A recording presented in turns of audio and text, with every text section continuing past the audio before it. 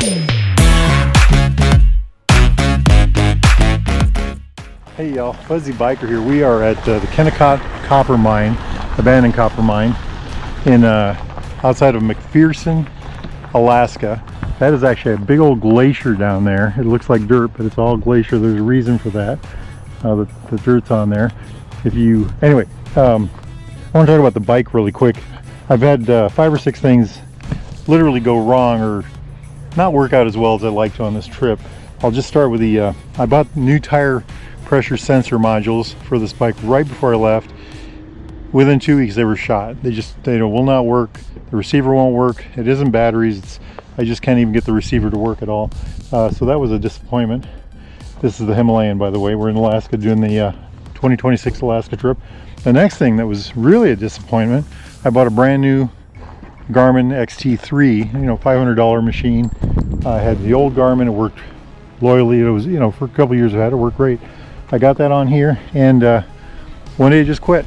It just did not want to work anymore, and I don't know. I got it to come back on a few times, but it won't do anything. Very disappointing, because on a trip like this, there's a lot of really good stuff, and it's nice to have that in front of you. Even if you're not using it for directions, it lets you know where the road curves are, and you can use it to find restaurants and things like that, satellite based. So that was a bit of a disappointment. The next thing was more gear related.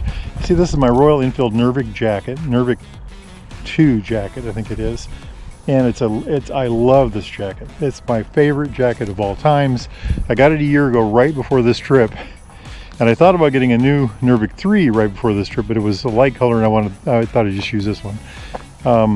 So this jacket has always been waterproof. It's always, I've been able to ride in miles of rain, and it keeps me dry. In May, when we went to the East Coast, my sleeves got a little wet, just a little bit, I got up here on this trip, and we rode 4 days of rain, absolute cold weather rain, and this jacket just got soaked, absolutely soaked. And I think the waterproof coating had worn out. So Alaska Ken and I went to REI in Anchorage, and I bought some sealant or waterproofing stuff and sprayed it down. I rode in the rain this morning for about 70 miles, and it did keep me dry for now, but I'll have to do more research on that and see what I can learn. So those are really 4 things that have fallen apart on this trip. Oh, by the way, Alaska Ken, thank you for letting me change my oil in your garage. I appreciate that. We changed that the other day. Things that have gone right. Before we go there, a couple more things that went wrong.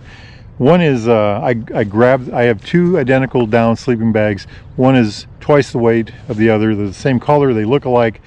I grabbed it. You keep your down sleeping bags hanging because you don't want to compress them.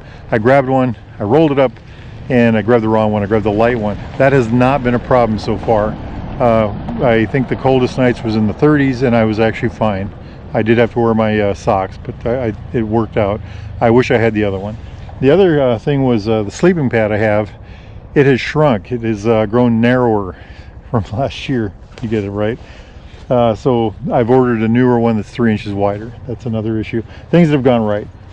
This bag, Royal Enfield Rider dude, he lent me this bag, and I was worried that it was going to leak because it's got all these spaces that it could leak.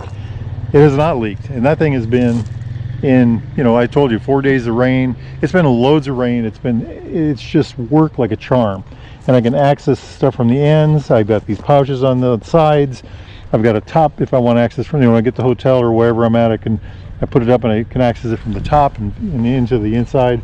This bag has just been a hit with me. I really, really enjoyed it. And I have already told him that I'm not giving it back, and he and I are going to have to work out a deal. Either that or I'm going to have to buy a new one and just give it to him, because I've grown attached to this one. So that is another hit. Okay, while we're talking about it, tires. These are Michelin Anarchy Adventures. I've never used Adventure 2s. They're a brand new tire on the market. They're hard to find information about. And we put these on. I've got about 6,000 miles on them. And this is what they look like. Now, they look wore out when you get them new, so don't judge them by their look. They have worked really well. They have a softer ride on pavement. They are more comfortable to use. They are very firm gripped on hard surfaces. Where the back tire kind of falls off is It's easier to spin on the dirt. It slips a little more on the sloppy stuff. You know, like we did a bunch of slightly muddy road all the way up here. There's the gangs. I got to cut this short. But overall, the tire has been good, and I think it's we think it'll do 10 to 12,000 miles, which is what I need to get this trip done. Go over here to the front. The front one has been perfection. I've had no troubles with that at all. It has just been a great tire. It works great on gravel, works great on the muddy stuff, the soft mud. It's just been it's just done well, and I really like it. So I will probably switch back to Dunlop Trail Max Missions. The guys are here hounding me, so I better get going. Life is good, my friends. Life is good. You need a bike like this, get yourself over to Baxter Cycle and the mighty mini Metropolis of Marnie, or go to baxtercycle.com. Tell them Kennecott Fuzzy sent you. Wahoo!